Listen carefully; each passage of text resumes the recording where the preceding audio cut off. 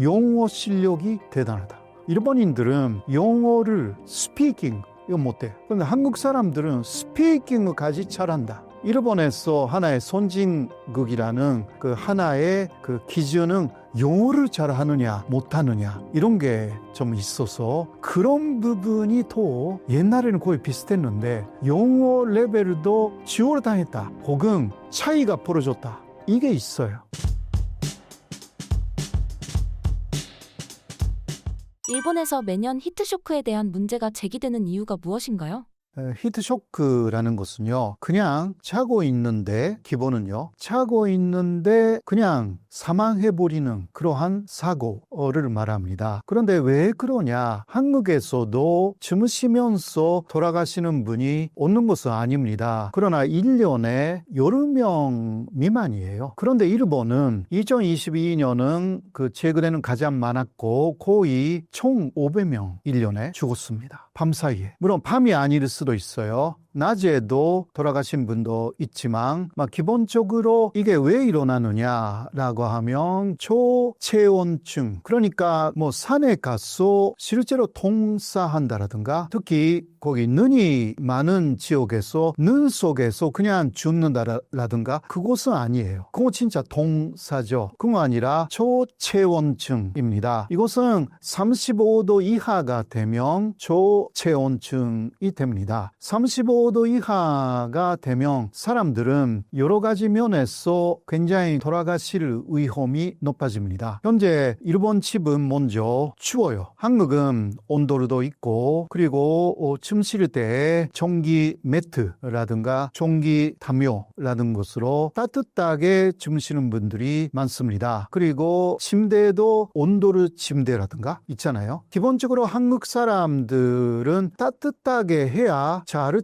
수 있다라는 문화가 있습니다. 그러니까 초체온증이라는 것은 많이 일어나지 않습니다. 그런데 일본은 그러한 문화 자체가 없습니다. 오히려 너무 덥게 하면 잘 수가 없다라고 해서 잘 때는 어느 정도 좀 시원한 느낌이 있는 것이 잘 수 있는 것이다 라고 생각하는 문화가 있습니다. 그런데 지병이 좀 있거나 그런 분들이 그렇게 하여서 자신도 모르게 초체온증에 걸려서 그냥 돌아가시는 것입니다. 그리고 일본은 노인 65세 이상의 노인 인구가 굉장히 많습니다. 거의 세계 1위에 가깝죠. 30%에 육박하기 때문에 3명의 한 사람은 65세 이상의 노인입니다. 그리고 일본의 그러한 노인들은 혼자 사는 노인들이 더 많습니다. 둘이서 혹은 가족으로 살고 있으면 조금 춥거나 하면 다른 가족이 주의시킬 수가 있잖아요. 네, 그러나 혼자 살고 있기 때문에 돌아가시면서 며칠간 반치되어 있다라는 사례가 많이 보고되어 있습니다. 그래서 일본의 그러한 약간 추워도 오히려 시원하다가 느끼면서 자는 문화 그리고 또 절약하려고 해서 난방을 많이 좀 켜지 않는다라는 그런 것도 없지 않아 있고요. 많이 절약하려고 하는 거죠. 그런 것도 있고 초고령화 사회가 되었기 때문에 이러한 것이 1년에 1000명에서 1500명이라는 그러한 히트쇼크에 의한 사망자를 발생시키고 있습니다. 일각에서는 일본 주택의 겨울철 실내 평균 온도가 특히 더 낮다고 하는데요. 사실인가요? 일본의 문화 전통 문화는요 이런 식으로 옛날부터 이야기를 했습니다. 집을 지을 때는 여름에 맞는 집을 지어야 된다. 왜냐하면 여름은 너무 덥잖아요. 그런데 겨울용으로 따뜻한 집을 만들어버리면 여름에는 잠을 수가 없다라는 이야기예요. 그러니까 여름에 조금 시원하게 느낄 수 있는 그러한 집을 짓는 것이 일본의 옛날부터 내려온 하나의 문화입니다. 그러면 겨울 때는 추운 거죠. 그런데 그때 따뜻하게 하면 그 문제가 없지만 따뜻하게 하지 않고 특히 노인이 되고 돈도 많이 없고 그러면 그리고 혼자 살고 있고 근데 이게 두 사람 세 사람으로 살고 있으면 서로 배려하면서 따뜻하게 만들기도 하고 그렇게 하잖아요. 혼자 살고 있으면요. 이거는 젊은 사람들도 같대요. 신경 쓰지 않고 그냥 자버려요. 그렇지 않습니까? 이런 것이 또 일본에서의 혼자 사는 문화 그리고 좀 역사적으로 시원한 집을 만드는 습관이 있어서 겨울 때는 더 문제가 있다. 그렇게 할 수가 있죠. 일본에 목조주택이 많은데요. 목조주택의 장단점은 어떤 게 있을까요? 아무래도 목조주택은 몸에는 좋죠. 여러 면에서 그 나무의 향기 혹은 나무가 갖고 있는 생기 이것을 느낄 수가 있기 때문에 한국에서도 목조주택에 살고 계시는 분들은 건강에 아주 좋은 집이다. 그렇게 이야기를 하거든요. 네, 그러나 목조주택이라고 해도 잘 치워야 돼요. 네, 아주 좋은 목재로 일본말로 마르타라고 하잖아요. 통나무로 잘 만들면 굉장히 좋은 목조주택이 됩니다. 그러나 그렇지 않고 얇은 그러한 목조로 만들면 더 춥고 좀 문제가 있죠. 그리고 지진이 오면 이거는 쉽게 무너집니다. 일본의 요새 규슈에서도 미야자키현에서도 지진이 왔고요. 그리고 지난해 1월에 동해 쪽에 있는 이시카와현 노토반도라는 데서도 큰 지진이 있었습니다. 그때 역시 목조주택이 굉장히 많이 무너졌습니다. 이러한 지진이 많은 일본에서 목조주택은 조금 문제가 있다. 조금이라기보다 문제가 좀 크다라고 할 수밖에 없습니다. 목조주택이 집을 따뜻하게 하는데 어려운 점이 있나요?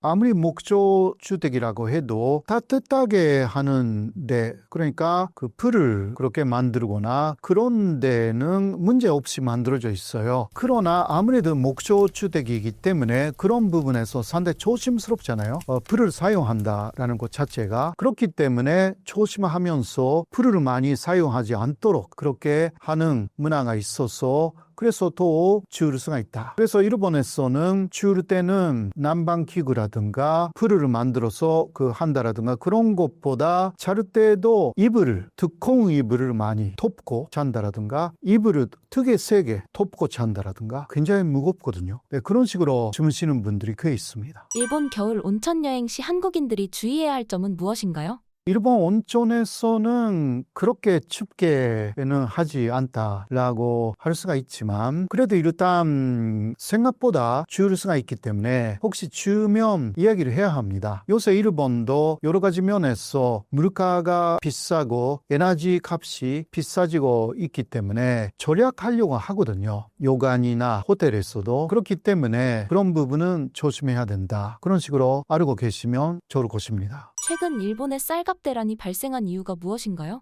일본은 옛날에는 이렇게 쌀이 부족한다라는 것 자체가 없었어요. 왜냐하면 이것은 1995년까지인데 일본 정부가 쌀을 다 구입해가지고요. 그렇게 해서 관리를 잘 했습니다. 그렇기 때문에 남아돌았어요. 현재 한국이 남아도는 현상하고 비슷했어요. 그런데 1995년 이후 그러한 식량 관리 제도를 그만두었습니다. 그래서 농가에서는 일본 정부가 사주지 않기 때문에 이제 수요에 맞게 쌀을 생산하기 시작했어요. 그런데 2000년이 돼가지고 사람들이 더욱더 소양화된 음식, 문화 이것을 즐기기 시작했죠. 그러니까 아침은 그냥 밥을 안 먹어요. 빵하고 커피 이런 문화가 일본에서는 일반적입니다. 그러한 쇼와시대라는 것은 사실 1989년까지인데요. 그 쇼와시대하고 그 이후의 시대, 특히 2000년 이후의 시대가 굉장히 쌀의 소비량에 있어서 2000년 이후는 그 이전보다 2분의 1이 전도가 돼버렸습니다. 그래서 농가에서 쌀을 만들지 않는 거예요, 사실. 그리고 또 코로나가 있어서 오히려 더 여러 가지 면에서 쌀의 소비량이 좀 줄어들었습니다. 일본인들이 더 라면이나 빵이나 파스타라든가 그런 것으로 많이 먹었다는 거예요. 그러니까 그때도 더 줄어들었는데 코로나가 끝나가지고요. 특히 외국인들이 엄청나게 일본을 찾기 시작했습니다. 엔조가 가장 큰 이유죠. 한국에서도 굉장히 많은 분들이 일본을 찾았습니다. 그런데 일본에 가서 먼저 사람들이 찾는 곳은 팝이죠. 스시라든가 돈가스, 덮밥이라든가 아무래도 빵은 그 일본에서 먹을 필요가 없잖아요. 그러니까 팝의 소비량이 엄청나게 늘어났습니다. 그래서 일반 사람들한테 쌀이 안 가게 된 것입니다. 왜냐하면 음식점, 특히 팝을 주로 하는 음식점은 절대적으로 쌀이 필요하니까 그래서 중간 도매업자들이 쌀을 굉장히 많이 사재기하기 시작했습니다. 왜냐하면 쌀이 없으면 음식점은 영업을 못합니다. 보통 집은 쌀이 없다 하더라도 뭐 우동 먹어도 되고 뭐 라면 먹어도 되고 여러 가지 대체할 수가 있지만 그러나 팝을 중심으로 하는 음식점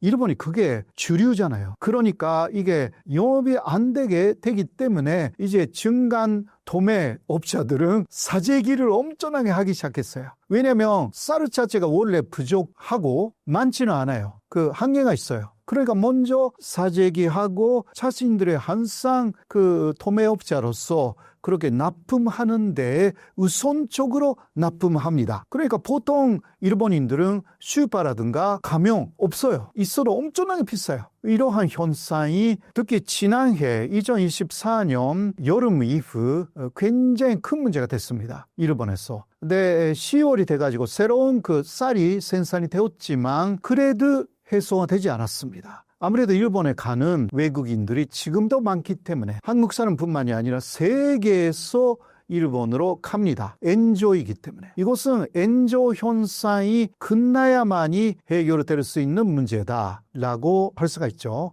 쌀값 폭등에 대한 일본인들의 반응은 어떠한가요?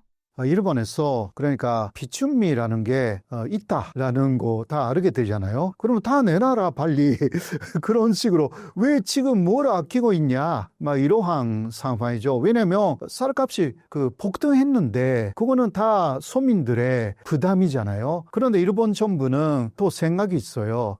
비춘미를 모두 사용해 버리면 진짜 비싼 사태 그러니까 예를 들면 대지진이라든가 그거 일어났을 때 혹은 그 다른 외국하고의 관계가 악화돼가지고 수입할 수 없게 되었을 때 쌀을 그때를 위해서 필요하다라고 해서 비축미라는 것은 기본적으로 안 쓰는 것입니다. 그래도 이번에 내놓았다는 거죠. 일부라고 해도 이것은 보도 안 하는 것을 사상 최초로 한 것이기 때문에 놀랍기는 하고요. 그러나 일본인들은 사정을 잘 모르니까 굉장히 불만스럽죠. 쌀값이 오르면서 쌀 대신 저렴한 우동을 먹거나 공깃밥 크기별로 가격 지불 등 실제로 어떤 변화들이 있나요? 예, 먼저 일본에서는 예를 들면 대단히 유명한 돈가스 집이 있거든요. 일본에서 굉장히 맛있어서 유명한 돈가스 집은 또 하나의 특징은 팝은 얼마나 먹어도 된다라는 거였어요. 네, 그게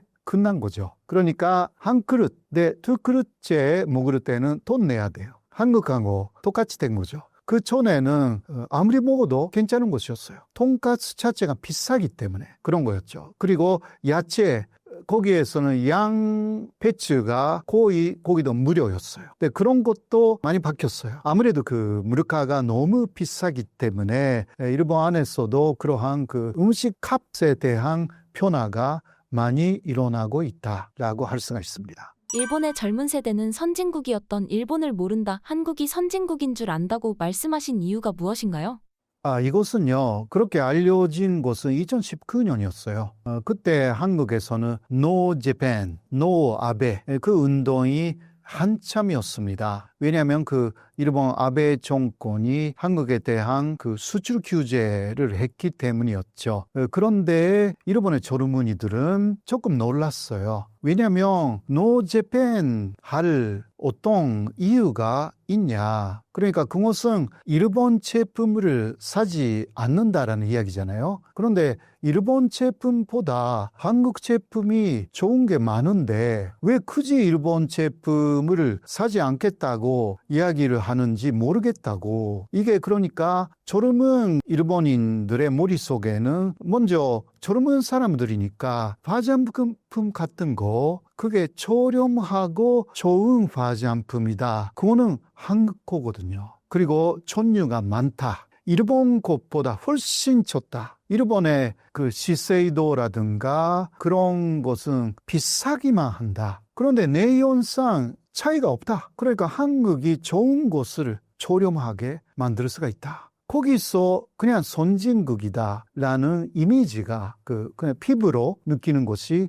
시작돼가지고 또 그 일본 내에서는 당시 90년대 중반 이후에 태어난 그러한 일본인들은요, 선진국이었던 일본을 많이 본 적이 없어요. 일본이 선진국이었다라고 느낄 수가 있는 것은 90년대 초 정도까지. 그때 버블 경제가 엄청나게 일본의 부를 였거든요. 그러니까 도쿄의 땅값이 미국 전체 땅값보다 비싸다. 이거는 90년대 초까지의 현상이었어요. 일본이 그야말로 갑자기 부자 나라가 됐어요. 그러나 버블이 붕괴가 되면서 90년대 중반부터는 또 95년도에는 그 고베 대지진이 일어납니다. 그리고 또 일본의 경제가 쭉 나빠져가지고 도산하는 사람들이 많아집니다. 그리고 취업 핑하기라는 것이 와가지고요. 90년대 후반에는 몇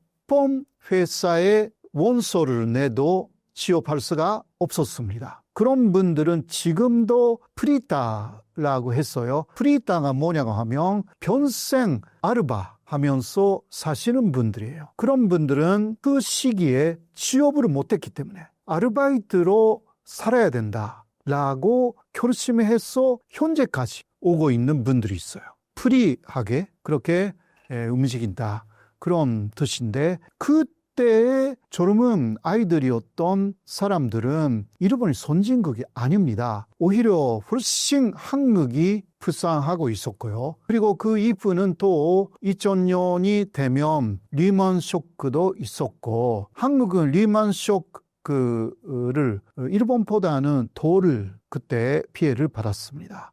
그런 것도 있고 또 2011년에는 동북 대지진이 일어납니다. 이런 거 쭉 보고 있는 거예요. 일본 애들은 일본이 그러니까 이제 선진국이 아니구나. 또 후쿠시마 원전 문제, 방사능 문제 이것으로 후쿠시마에서 300km, 600km까지가 탄시는요. 이거는 방사능의 그 오염 범위에 들어간다. 300km는 도쿄이고 600km 오사카예요. 그때는 오사카까지 위험하다. 그 이후 아베 정권이 그 이야기를 하지 않도록 막았거든요. 네, 그러나 탄시는 굉장히 일본인들이 엄청난 실망을 합니다. 그래서 이제 일본 끝났구나라는 그러한 느낌을 2011년 진짜 많은 일본인들이 느낀 것입니다. 그런데 그와 반대로 한국은 특히 한류를 중심으로 2004년 다 기억하겠지만 연사마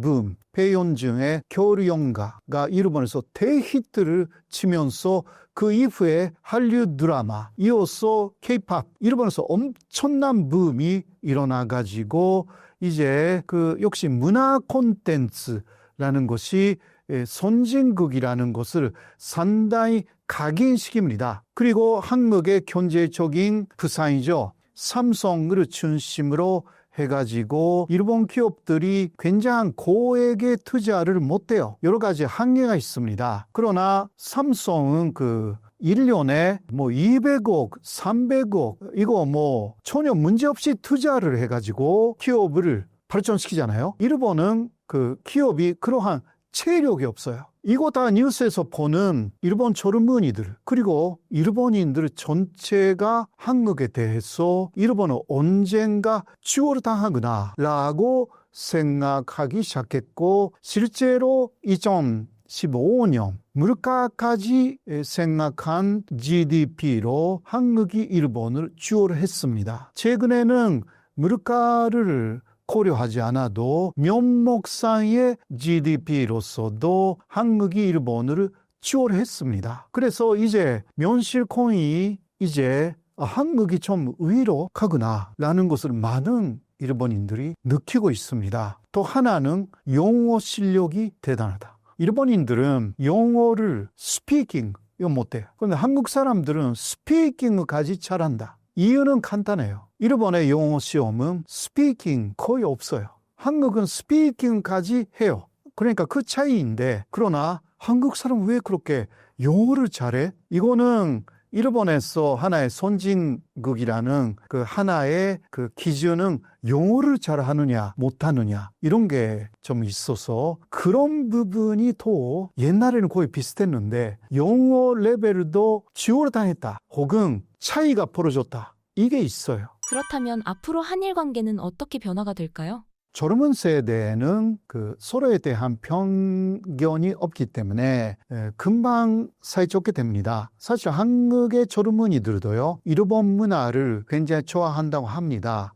예를 들면 일본 애니메이션 많이 좋아하고 슬람덩크라든가 안 본 젊은이들이 없다고 합니다. 그러나 일본의 문화에 대해서도 특히 애니메이션이라든가 게임이라든가 이러한 문화를 통해서 일본을 굉장히 좋아하는 젊은이들이 늘어나고 있는 그러한 실상이 있습니다. 일본에서도 마찬가지고 역시 한국의 K-팝이라든가 한류 드라마라든가 이러한 그 문화 콘텐츠를 좋아하는 일본인들이 굉장히 늘어나고 있어서 선진국 한국을 좋아한다. 특히 지금 한일 우호의 중심에 있는 것은 젊은 사람들이에요. 근데 물론 이런 젊은이들이 조금 나이가 가면 과거의 역사를 그래도 알게 됩니다. 일본인들의 역사를 거의 배우지 않기 때문에 한국인들보다 좀 늦게 알게 됩니다. 그러면 약간의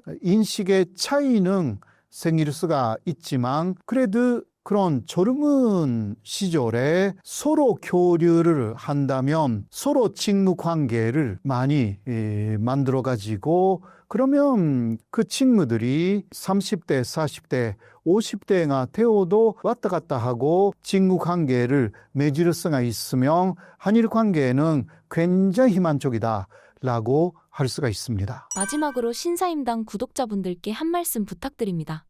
예, 여러분 오늘도 여러 가지 일본의 문화, 일본 상황 이러한 내용들을 말씀드릴 수가 있어서 저도 대단히 기뻤습니다. 앞으로도 이러한 자리가 더 있으면 대단히 저도 기쁩니다. 감사합니다.